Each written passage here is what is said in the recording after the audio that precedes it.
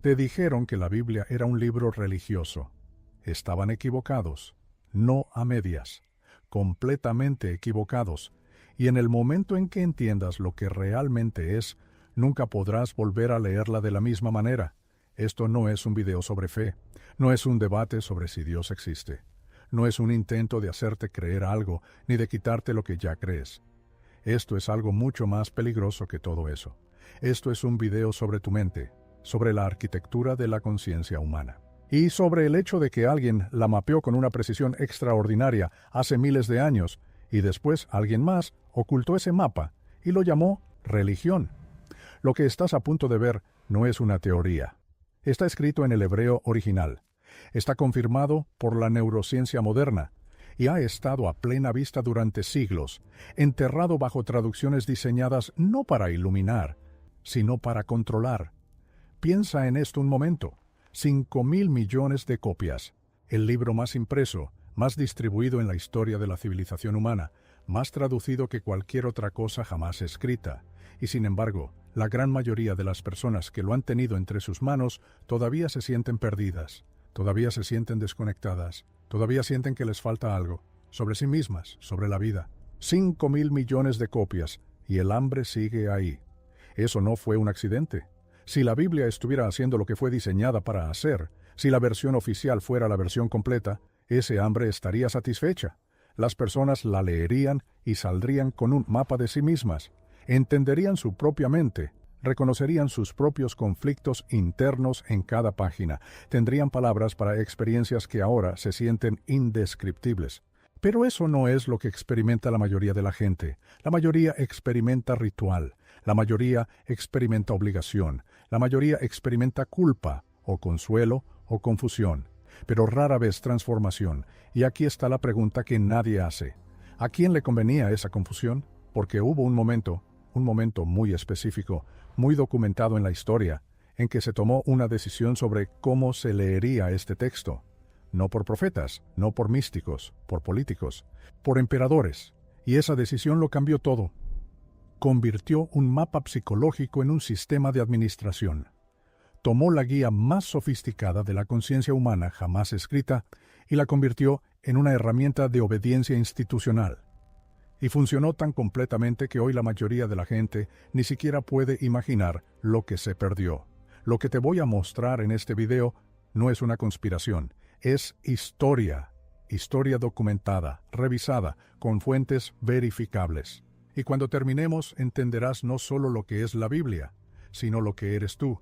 Y esas dos cosas son la misma pregunta.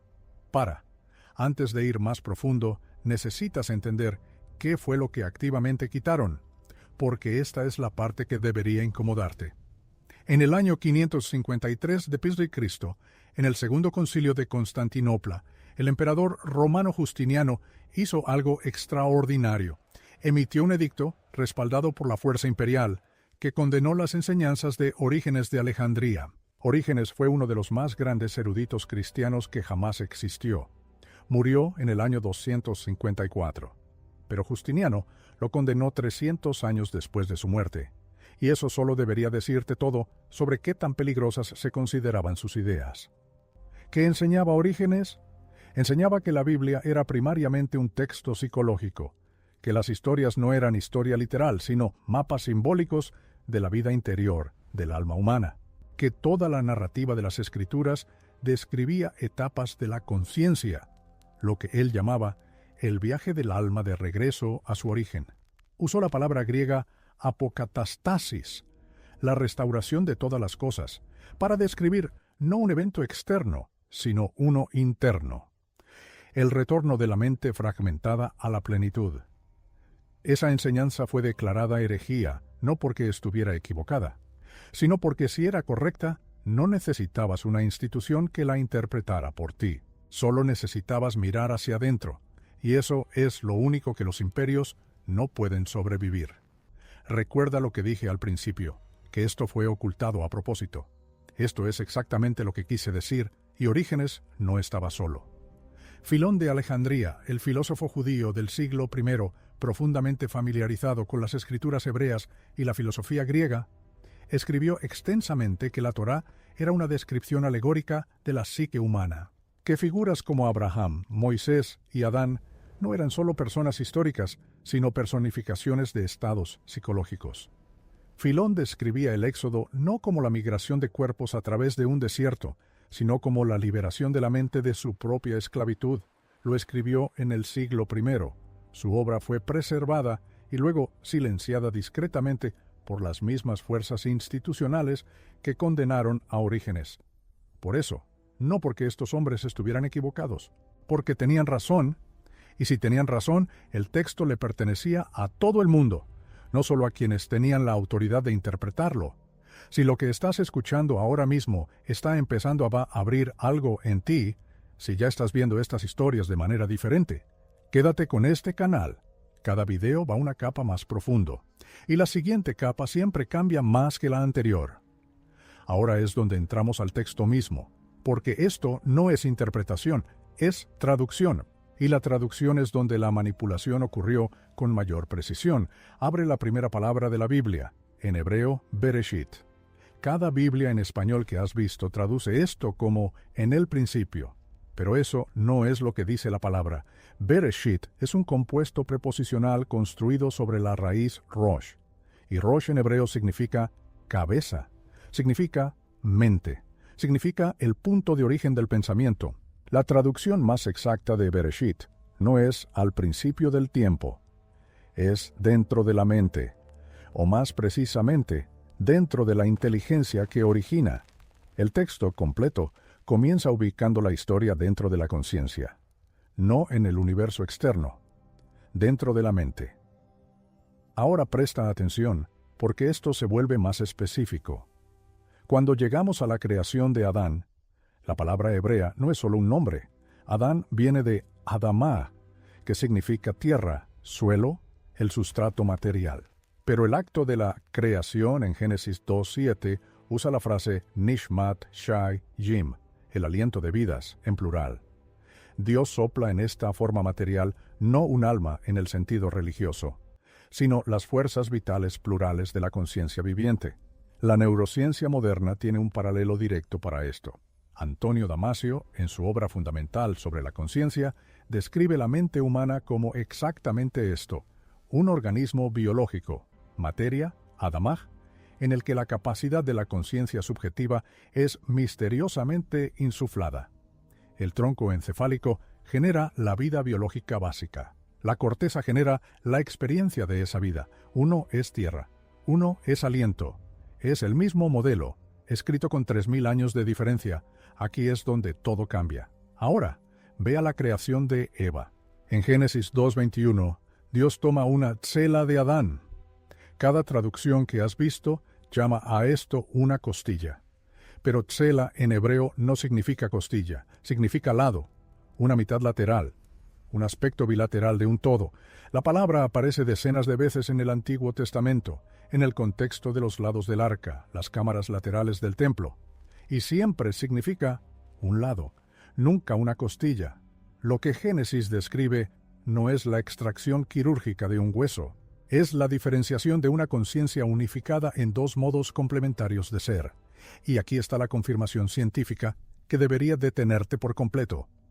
Iain McGilchrist, el neurocientífico y filósofo, pasó 20 años documentando en El maestro y su emisario que el cerebro humano opera como dos modos fundamentalmente diferentes de atención. El hemisferio izquierdo, preciso, secuencial, autorreferencial que posee. El hemisferio derecho, relacional, encarnado, presente, que atiende al todo. No son dos mitades que hacen trabajos diferentes, son dos maneras completas de experimentar la realidad, una que agarra y una que recibe, una que nombra y una que sabe. La cela, la separación bilateral, es la descripción precisa de la diferenciación bilateral del cerebro, escrita en el Génesis, confirmada por 20 años de investigación neurocientífica. Eso no es coincidencia. Ese es el diseño. Ahora ve al Edén. La raíz hebrea de la palabra Edén es Ednah, que significa deleite, placer exquisito, la experiencia de la presencia. El Edén no es una ubicación geográfica, es un estado de conciencia, Es la condición en que ambos modos de conciencia, ambos lados, ambas tselá, están en coherencia. La neurociencia moderna llama a esto integración bilateral. Daniel Siegel, en UCLA, ha dedicado su carrera a documentar que la salud mental, la creatividad, la empatía y lo que llamamos experiencia espiritual están todos asociados neurológicamente con la función cerebral integrada. El Edén es la coherencia de todo el cerebro. El Edén no es algo que se perdió en el pasado. El Edén es el estado al que tu sistema nervioso sigue intentando regresar.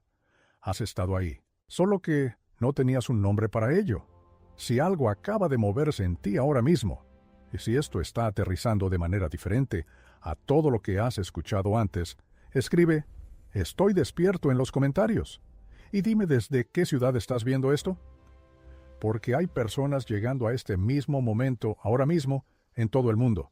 En Ciudad de México y Buenos Aires, en Bogotá y Madrid, en Miami y Santiago. Y quiero ver exactamente dónde está pasando esto. Ahora llegamos a la serpiente, y aquí es donde la mayoría de la gente se equivoca por completo. La palabra hebrea para serpiente en Génesis 3 es nachash, pero la palabra que se usa para describir a la serpiente es arum.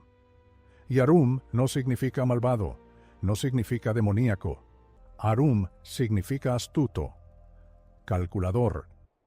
La capacidad para el razonamiento analítico preciso y estrecho, desconectado del campo relacional más amplio. La serpiente no es el diablo. La serpiente es un tipo específico de inteligencia, el tipo que observa, aísla y calcula en separación de la experiencia vivida. En el marco de McGilchrist, esta es exactamente la descripción de la hiperactivación del hemisferio izquierdo, una inteligencia que conoce el nombre de todo y el valor de nada. Una inteligencia que puede preguntar, ¿con qué Dios os ha dicho? La pregunta que introduce la duda al abstraer el lenguaje de la experiencia directa. La caída no es una catástrofe moral, es una catástrofe neurocognitiva.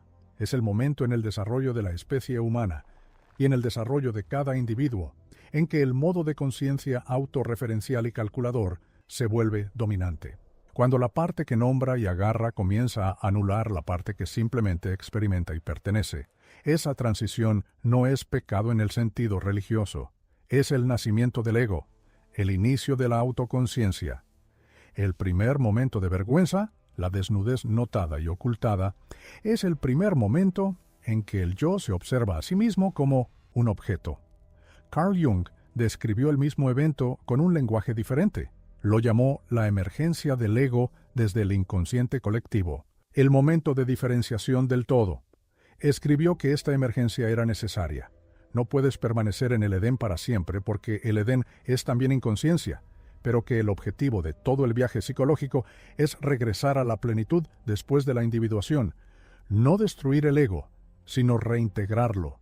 No regresar al Edén como ingenuidad, sino regresar como alguien que ha cruzado el desierto y ha encontrado la tierra prometida al otro lado. Ese es el arco completo de la Biblia. No como historia externa, como el mapa de tu vida interior, y empeora, porque ahora mira lo que pasa después de la caída, Caín y Abel, dos hijos de Adán, dos orientaciones de la conciencia. El nombre Caín, en hebreo, Cayin, significa adquirir, poseer, el que toma. Abel, Hebel, significa aliento, vapor, la cualidad de la presencia simple que no puede ser apresada. Caín es la mente que posee, la mente que se define por lo que puede acumular, controlar y señalar. Abel es la mente del ser, el modo que simplemente existe, plena, presentemente, sin necesidad de reclamar nada. ¿Y qué hace Caín? Mata a Abel. Destruye la mente del ser con la mente posesiva. No una vez, en la historia antigua. Cada vez que sacrificas presencia por productividad. Cada vez que silencias ese conocimiento tranquilo en ti, con la voz calculadora y ruidosa que dice que no es suficiente, que tú no eres suficiente, que necesitas más, que necesitas adquirir más, ser más. Cada vez que eso ocurre, Abel muere, y Caín hereda la tierra. ¿Lo has sentido alguna vez? La versión de ti que simplemente está presente, que sabe, que descansa, que pertenece, quedándose callada bajo la versión que compite sin descanso, compara, acumula y juzga. Eso no es un fracaso personal. Es la historia más antigua del libro, literalmente. La Biblia nombró este patrón antes de que la psicología tuviera el lenguaje para hacerlo. Erich Fromm lo llamó el conflicto entre el ser y el tener. Escribió un libro entero, Tener o Ser, trazando esta tensión exacta a través de la historia humana y la psicología humana. No sabía que estaba comentando el Génesis, o quizás sí lo sabía. Ahora piensa en lo que eso significa para la vida que estás viviendo ahora mismo. No en abstracto, piensa en tu semana actual. Los momentos en que estuviste presente, plena, tranquilamente, sin agenda, frente a los momentos en que la voz calculadora tomó el control.